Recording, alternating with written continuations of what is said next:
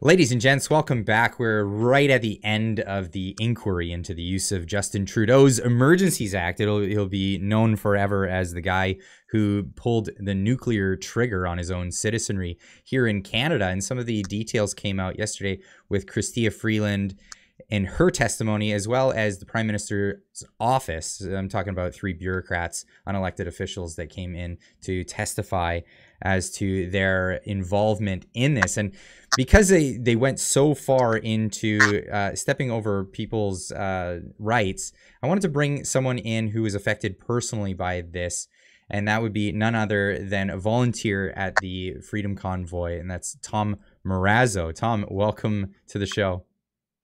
Thanks for having me back. Absolutely, absolutely. Now, Chrystia Freeland, in her emotional testimony, she actually broke down and she got a lump in the throat. I didn't know she had a lump to have.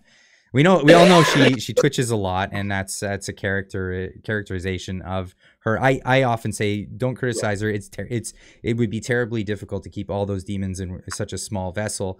But Chrystia Freeland, obviously, she had her testify, and she commented on the fact that a U.S. investor she had heard was upset with Canada and said, I would never invest in a banana republic like Canada.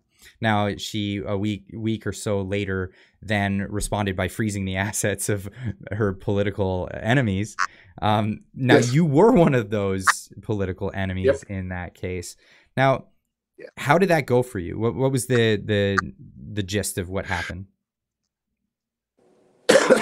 So I'm still thinking about your earlier joke about her. Okay. The lump in her throat. I think it's in her head. But anyway, I'll leave that alone. Here's the issue. Honestly, every time they talk about the government bureaucrats and the supporters in the government talk about the freezing of the assets, they always throw this little. Am I allowed to swear on there? No. Okay. Well, just whatever comes out comes out. They throw this little bullshit line about the fact that, we used it as a motivating tool to get people to leave, with the promise that if they left, we would give them back access to their financial assets. Well, I have to call bullshit on that one, because first and foremost, I didn't know they were actually going to freeze assets until I couldn't get money out of the bank, and I'd log in and there was just a note on there. So this wasn't a deterrent because you weren't aware of it ahead of the time. Didn't even know. And then, was it released as soon as you left, as was promised? Nope.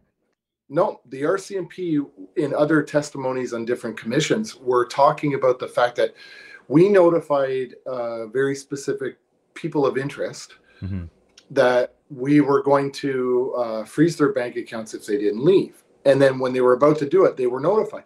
That is also not true. That never happened. I have never met somebody who said, oh, I was notified that it was going to happen or that it did happen. And then I was gone. I was out of Ottawa. I didn't get my bank accounts unfrozen until several days after I was already out of the city. When the last day of the Emergency Act at night is when, we got returned to our bank accounts and our credit cards and all that kind of stuff. So, so it was after it was revoked. It was after it was revoked that you got it. After when they revoked the Emergency Act, then I got access to my bank accounts again on the 23rd, I believe it was. That's unbelievable. So okay, so everything said in the testimony about the scope and the scale is completely false. It's not how it went down.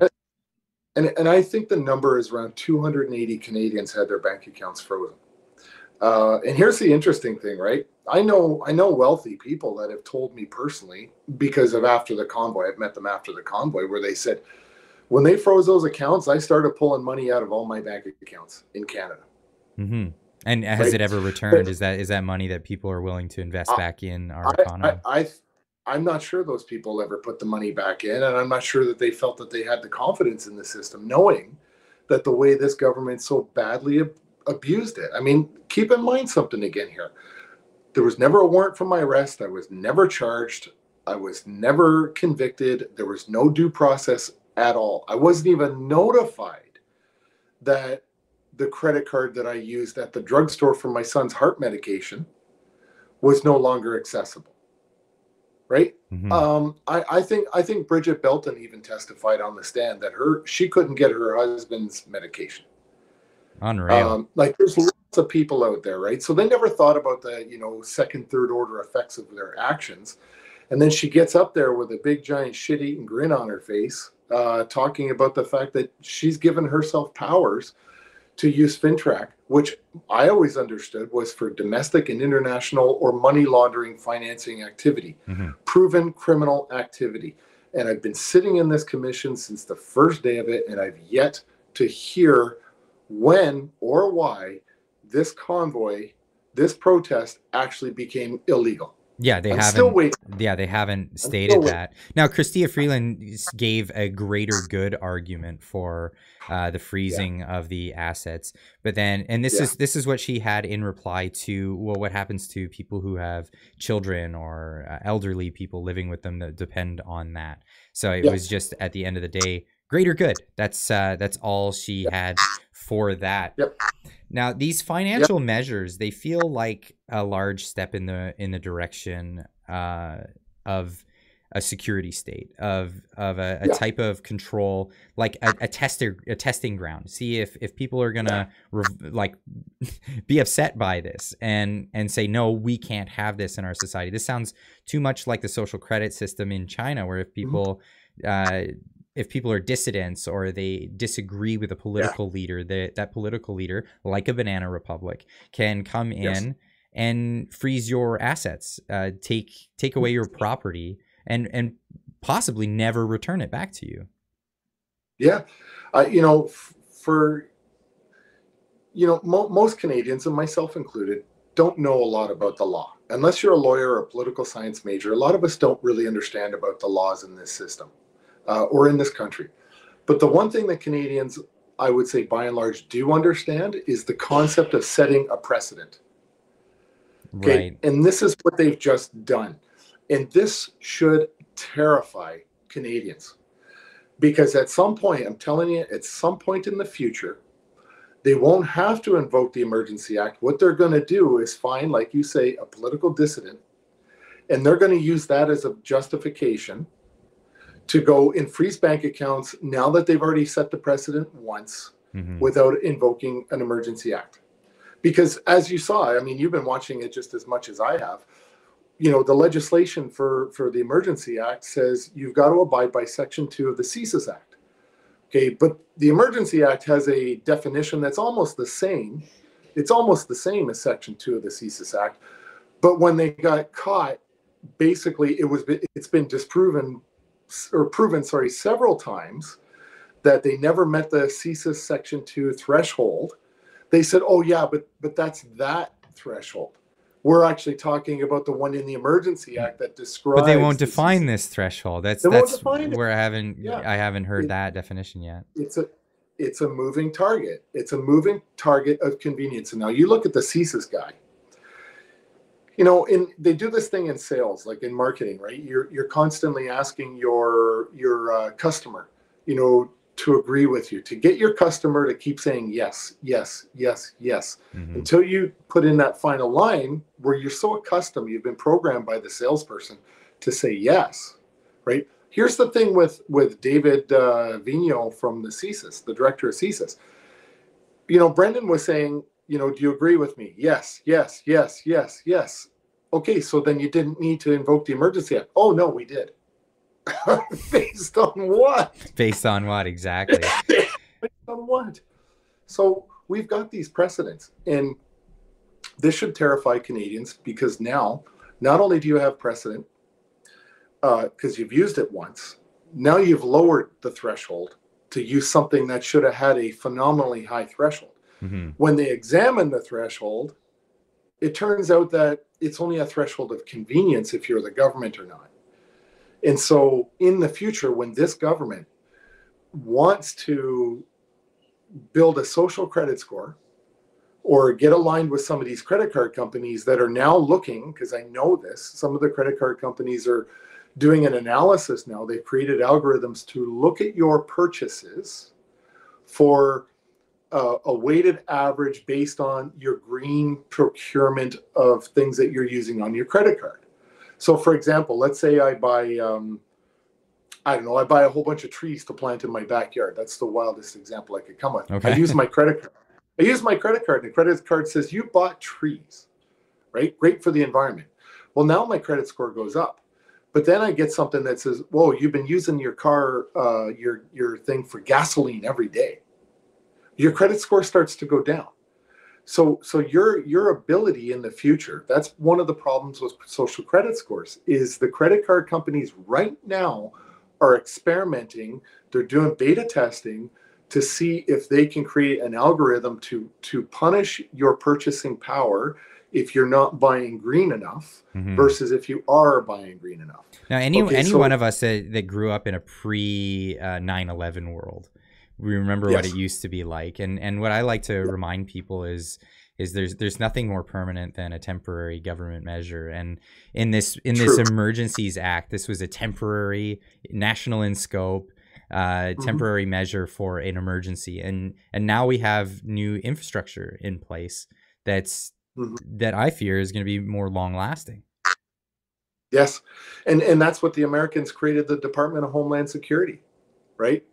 And we have our own version of these terrorism type legislation as well, right? Yeah. The Americans passed the Patriot Act, and Canada had something along those lines as well and gave themselves more. And I mean, you heard from the Jody Thomas, I believe is her name. She's the director of she's the National Security and Intelligence Advisor to the Prime Minister, to the Government of Canada. And she was saying on the stand, she's got no training in intelligence, but yet she wants to set the conditions for her to have more powers to investigate domestic surveillance on Canadians. That's terrifying. Right? Yeah. Like, why do you need that?